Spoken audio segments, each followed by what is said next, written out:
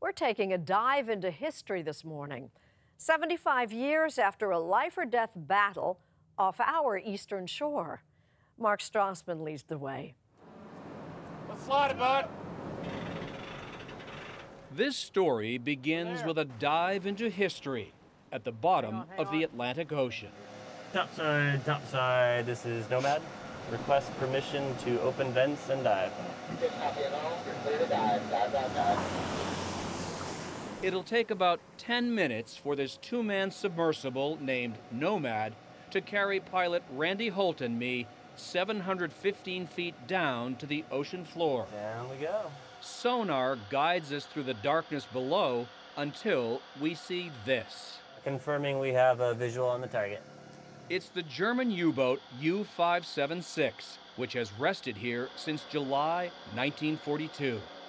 The submarine was sunk while hunting cargo ships headed for Europe in the war against Hitler's Third Reich. This U-boat had vanished, lost to history, until researchers discovered its location 2 years ago. So the submarine is lying on its starboard side. We're looking at the keel all along here. We were there last August as human eyes saw U-576 for the first time in 74 years. So there's the anchor right there. Its bow is unmistakable. You can make out the deck gun. A school of grouper guard the sub's conning tower. You can even spot the periscope inside. The circular pad, which is called the Winter Garden, right in the middle of it is the aft deck gun. NOAA, the National Oceanic and Atmospheric Administration, photographed and scanned the sub to create a 3D model. Here's why. U-576, where we are now, sits just 35 miles from Cape Hatteras, North Carolina. A relic of a little-known chapter in World War II history. Vitally needed tankers are hit, burned, and sunk, victims of prowling enemy submarines. NOAA Superintendent David Alberg studies maritime battles. Within like 3 weeks of the attack on Pearl Harbor, Germans were beginning to sink ships off the East Coast. That's the war coming right into our backyard. Precisely. In 1942, U-boats dominated the East Coast shipping lanes. More than 80 cargo ships were sunk and 1,600 lives lost in the waters off North Carolina alone. And you could look right out here and see battles. Absolutely. You'd find oil on the beaches, you'd find debris, you'd see the fires at night, and unfortunately sometimes they'd even find victims, remains that had washed over from some of these merchant seamen and sailors that were lost. Most Americans then never learned the scope of the attacks, but coastal residents knew. The War Advertising Council helped teach them one of the war's most enduring sayings. So this notion of loose lips sink ships. If you talk, somebody could die because of your careless conversations, really began to gel with the American public. 93-year-old Louis Siegel remembers loose lips really could sink ships. In 1942, he was an 18-year-old cadet midshipman with the Merchant Marine Academy. U-boats attacked his convoy 3 times.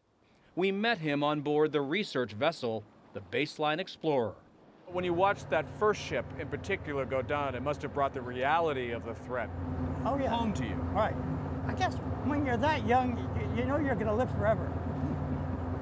And you have, which is the good news. Right. Dive 1 will be in Nomad with Randy piloting.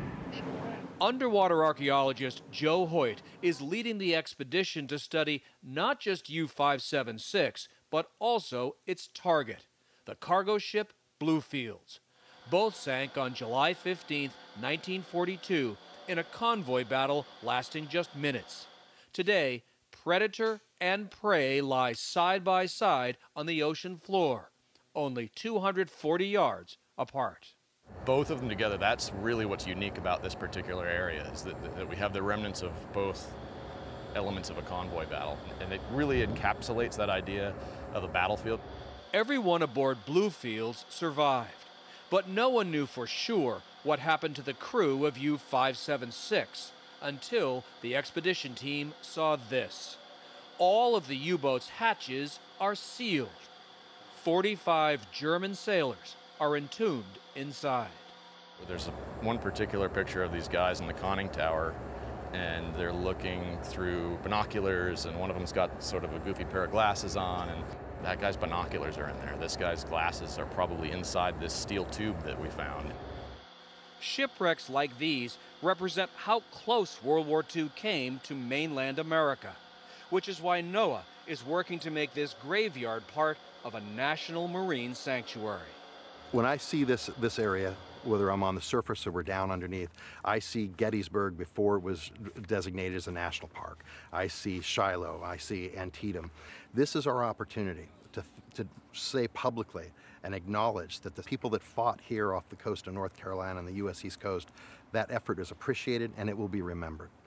It's a chance to give these guys a salute. Absolutely. A salute that's well deserved and 75 years late.